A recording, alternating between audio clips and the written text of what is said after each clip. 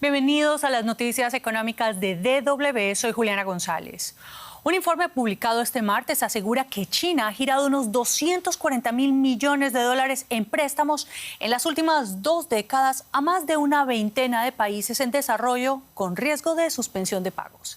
Para los autores del documento, una de las conclusiones más sorprendentes es que China ha creado un nuevo sistema mundial de préstamos transfronterizos de rescate a países en dificultades, más costoso y opaco frente a otros prestamistas internacionales de última instancia.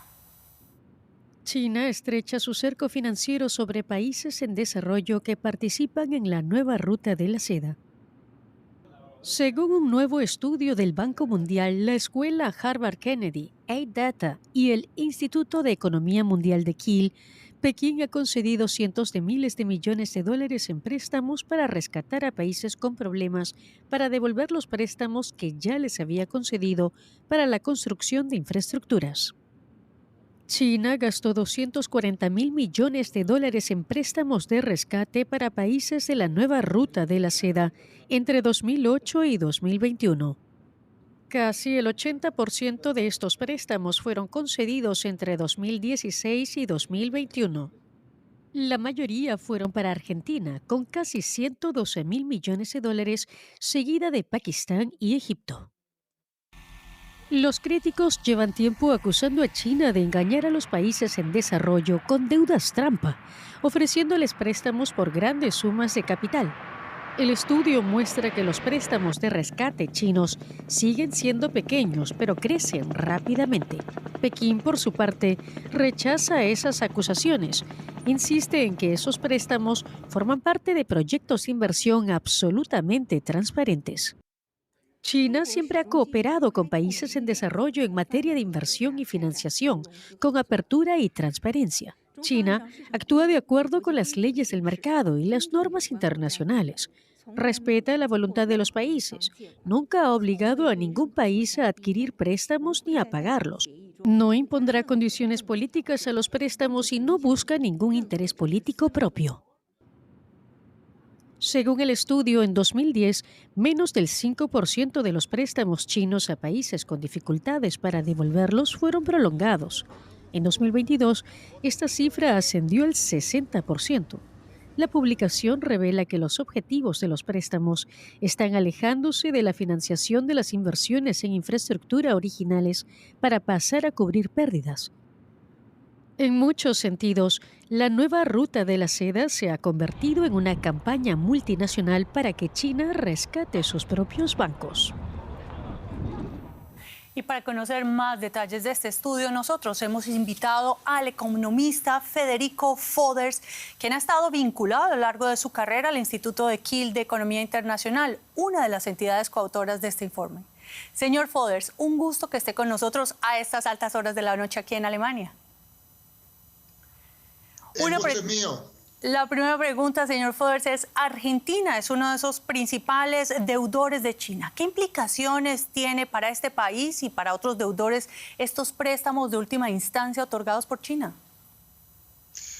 Bueno, hay que saber que China está emulando ¿no?, lo que existe ya, el sistema financiero occidental, dominado por el Fondo Monetario Internacional, los Estados Unidos, el Banco Mundial, la banca privada de los Estados Unidos y de Europa y de Japón.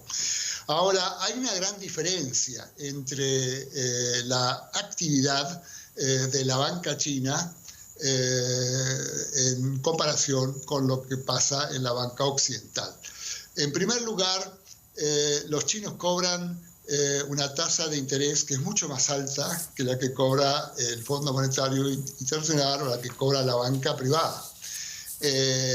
Otro tema es que China no perdona la deuda nunca, sino que extiende la línea de crédito y lo hace utilizando como herramienta el swap de monedas, o sea, otorga un crédito limitado de la moneda china a cambio de la moneda local del país que se quiera endeudar en forma de un swap.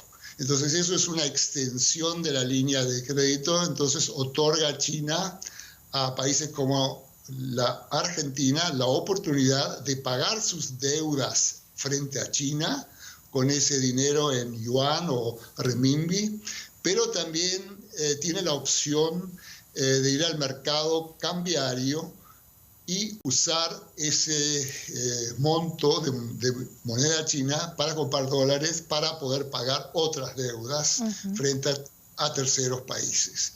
Entonces, digamos así, es un proyecto nuevo, ¿no?, de que los países en desarrollo tengan más polos de inversión, no solamente los Estados Unidos, Europa, Japón, sino también China, también Rusia, también los países árabes.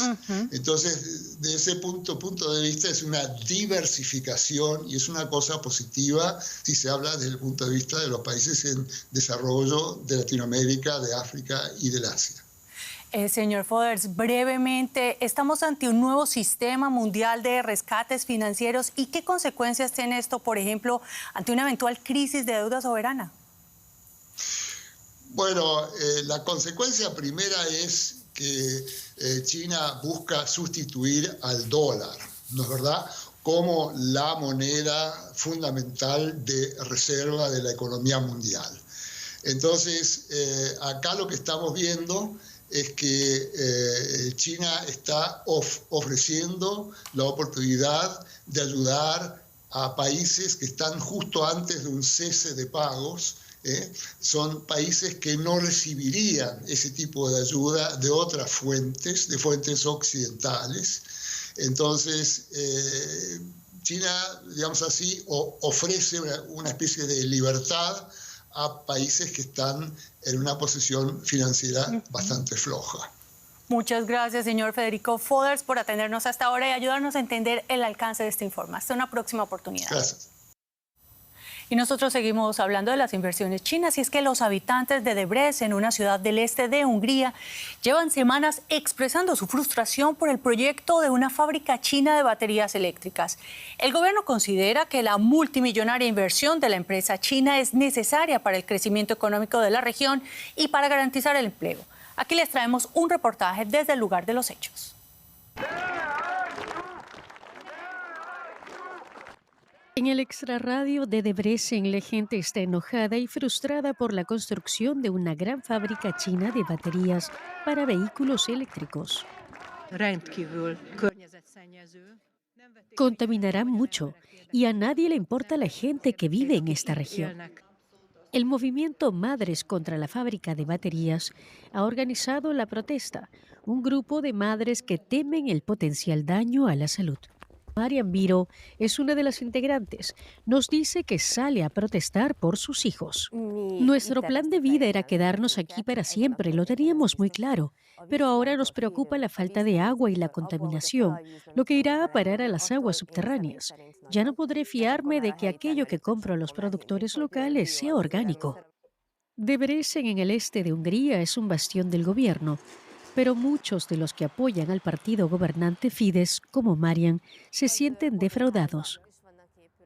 Marian nos cuenta lo cerca que estará la planta de las zonas residenciales.